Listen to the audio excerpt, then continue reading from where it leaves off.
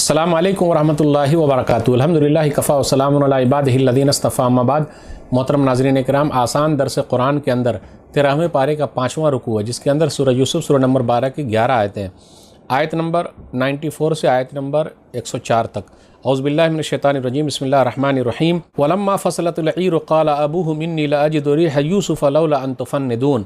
اور جب قافلہ مصر سے روانہ ہوا تو ان کے باپ نے کہا، اگر تم مجھے بہکا ہوا نہ کہو تو میں یوسف کی خوشبو محسوس کر رہا ہوں۔ قالوا تاللہ انک لفی غلالک القدیم۔ انہوں نے کہا، اللہ کی قسم بے شک آپ اپنی پرانی بھول ہی میں پڑے ہوئے ہیں۔ فلما ان جاء البشیر القاہ علی وجہ فارتد بصیرا قال الم اقل لکم انی اعلم من اللہ ما لا تعلمون۔ پھر جب خوشخبری دینے والا آیا اور اس نے وہ قمیص اس کے چہرے پر ڈالی تو وہ یعقوب علیہ السلام پھر سے بینا ہو گئے، تو یعقوب علیہ السلام کی بینائی لوٹ آئی۔ تب انہوں نے کہا، کیا میں نے تم سے نہیں کہا تھا؟ بے شک میں اللہ کی طرف سے وہ کچھ جانتا ہوں جو تم نہیں جانتے۔ قالوا یا ابانا استغفر لنا ذنوبنا انا كنا خاطئین۔ انہوں نے کہا، اے ہمارے باپ، آپ ہمارے لیے ہمارے گناہوں کی بخشش مانگیے، یقیناً ہم ہی خطا کار تھے۔ قال سوف استغفر لکم ربی انہ هو الغفور الرحیم۔ انہوں نے کہا، ان قریب میں تمہارے لیے اپنے رب سے بخشش مانگوں گا، بے شک وہ بڑا بخشنے والا نہایت مہربان ہے۔ فلما دخلوا علی یوسف آویٰ الیہ ابویہ وقالت ادخلوا مصر ان شاء اللہ آمنین۔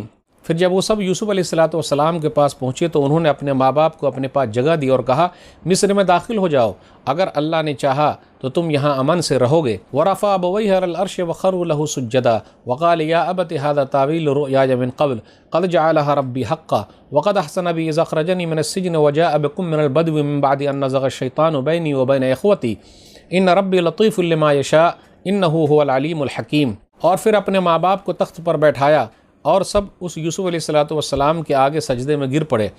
اور اس وقت یوسف علیہ السلام نے کہا، اے میرے باپ، یہ میرے پہلے خواب کی تعبیر ہے، میرے رب نے اسے سچ کر دکھایا اور بلا شبہ اس نے مجھ پر احسان کیا جب مجھے قید خانے سے نکالا اور آپ لوگوں کو صحرا سے لے آیا۔ اس کے بعد کہ شیطان میرے اور میرے بھائیوں کے درمیان اختلاف ڈال چکا تھا۔ بے شک میرا رب نہایت باریک بینی سے جو چاہے تدبیر کرتا ہے، بے شک وہ خوب جاننے والا، خوب حکمت والا ہے۔ رب قد آتیتنی من الملک وعلمتنی من تعویل الاحادیث فاطر السماوات والارض انت ولی فی الدنیا والآخرہ توفنی مسلم والحقنی بالصالحین۔ اے میرے رب، یقیناً تو نے مجھے بادشاہی عطا کی اور مجھے خوابوں کی تعبیر سکھائی۔ اے آسمانوں اور زمین کے پیدا کرنے والے، دنیا اور آخرت میں تو ہی میرا کارساز ہے، تو مجھے اسلام پر موت دینا اور مجھے نیک لوگوں کے ساتھ ملا دینا۔ ذالک من انباء الغیب نوحیہ الیک وما کنت لدیہم اذ اجمعوا امرہم وہم یمکرون۔ یہ غیب کی کچھ خبریں ہیں جو ہم آپ کی طرف وحی کرتے ہیں، ورنہ آپ ان برادران یوسف کے پاس موجود نہ تھے جب انہوں نے اپنے کام پر اتفاق کر لیا تھا اور وہ تدبیر کر رہے تھے۔ وما اکثر الناس ولو حرصت بمؤمنین۔ اور خواہ آپ کتنی بھی کوشش کر ڈالیں، اکثر لوگ ایمان والے نہیں ہیں۔ وما تسألهم علیہ من اجر ان هو الا ذکر للعالمین۔ حالانکہ آپ اس کام پر ان سے کوئی اجرت نہیں مانگتے، یہ تو جہان والوں کے لیے ایک نصیحت ہے۔ ناظرین اکرام، آسان درس قرآن کے اندر 13ویں پارے کا 5واں رکوع ہے، جس کے اندر سورہ یوسف سورہ نمبر 12 کی 11 آیتیں، آیت نمبر 94 سے آیت نمبر 104 تک۔ آیت نمبر 94 پر غور کیجئے، انی لاجد ریح یوسف، مجھے یوسف کی خوشبو آ رہی ہے۔ اب یعقوب علیہ السلام نبی ہیں، معجزے کے طور پر ایسا ہے، اللہ تعالیٰ اپنے نبی کو یہ سب چیزیں بتا دیتے ہیں۔ اگر غیب کا علم ہوتا تو یعقوب علیہ السلام کی آنکھیں سفید نہیں ہوتی۔ غیب کا علم نہیں تھا، جانکاری نہیں تھی۔ اس کے بعد اللہ تعالیٰ نے جو بتا دیا اتنا ان کو معلوم پڑ گیا۔ فرتد بصیرا، اس کے بعد یعقوب علیہ السلام آنکھ والے ہو گئے، دیکھنے لگے، جبکہ پہلے آنکھ ان کی خراب ہو گئی تھی۔ اس کے بعد ان بھائیوں نے کہا کہ اے ہمارے ابا جان، ہم نے تو غلط کام کیا ہے، ہم خطا کار ہیں، آپ ہمارے لیے بخشش کی دعا کیجئے، ہم سب کو معاف فرمائیے۔ تو اس کے بعد یعقوب علیہ السلام نے کہا، قال سوف استغفر لکم ربی، اپنے ان بیٹوں سے کہا، یوسف علیہ السلام کے بھائیوں سے کہا، میں تم لوگوں کے لیے اللہ سے بخشش طلب کروں گا، سوفا کرنے والا ہوں، کیونکہ تم نے یہ کام یوسف کے ساتھ کیا ہے، میں مشورہ کروں گا، اس کے بعد تم لوگوں کو بتاؤں گا، اس لیے سوفا کا الگ استعمال کیا۔ یہ نہیں کہا سا، فوراً کر دوں گا، فوراً میں اللہ سے معافی مانگ لیتا ہوں تم لوگوں کے لیے، ایسا نہیں، بلکہ نہیں، کچھ دن کے بعد بتاتا ہوں۔ اب اس کے بعد آیت نمبر 99 میں ہے کہ چوتھی مرتبہ پورا خاندان یوسف علیہ السلام کا کنعان سے مصر پہنچ گیا۔ فلما دخلوا علی یوسف، وہ لوگ یوسف علیہ السلام کے پاس پہنچ گئے۔ اب خواب کی تعبیر پوری ہوئی، 40 سال کے بعد یا 80 سال کے بعد۔ ورفع ابویہ علی العرش وخروا له سجدا، عرش پر اپنے ماں باپ کو بیٹھایا اور تمام بھائیوں نے یوسف علیہ الصلوۃ والسلام کو سجدہ کیا۔ یہ عزت کے لیے سجدہ تھا، تعظیمی سجدہ تھا، احترام کے لیے تھا، عبادت کے لیے نہیں تھا۔ لیکن نبی صلی اللہ علیہ وسلم پر جو دین مکمل ہوا ہے اس میں عزت والا، تعظیم والا بھی سجدہ جائز نہیں ہے۔ پھر اس کے بعد یوسف علیہ الصلوۃ والسلام نے کہا یا ابت ھذا تاویل رؤیای من قبل، اس کے بعد رب کے احسانات کا تذکرہ کیا۔ قد جعلھا ربی حقا، میرے رب نے اس خواب کو صحیح کر دکھایا۔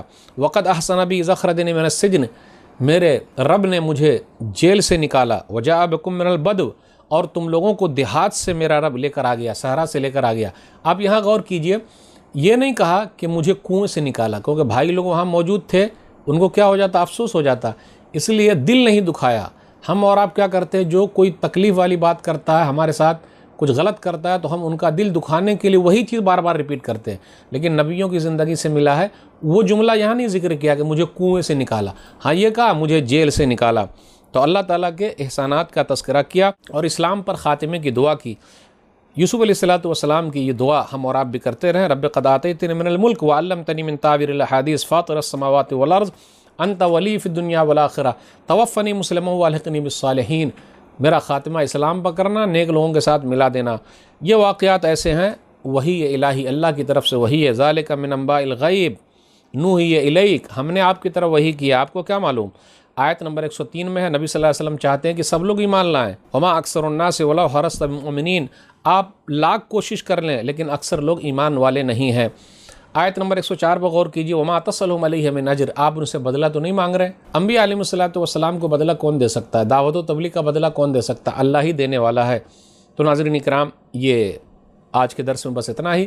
یوسف علیہ الصلوۃ والسلام کے واقعات چل رہے ہیں اور واقعات ختم ہونے والے ہیں، سورہ یوسف بھی ختم ہونے والا، اس کے لیے ایک رکوع اور انتظار کیجیے۔ اب آگے کے درس میں کیا ہے وہ دیکھیں۔ اللہ سے دعا ہے کہ اللہ تعالی ہم لوگوں کو کتاب و سنت پر چلنے کی توفیق دے، قرآن کریم کو پڑھنے، سمجھنے، عمل کرنے اور لوگوں تک پہنچانے کی توفیق دے، آمین۔ والسلام علیکم ورحمۃ اللہ وبرکاتہ۔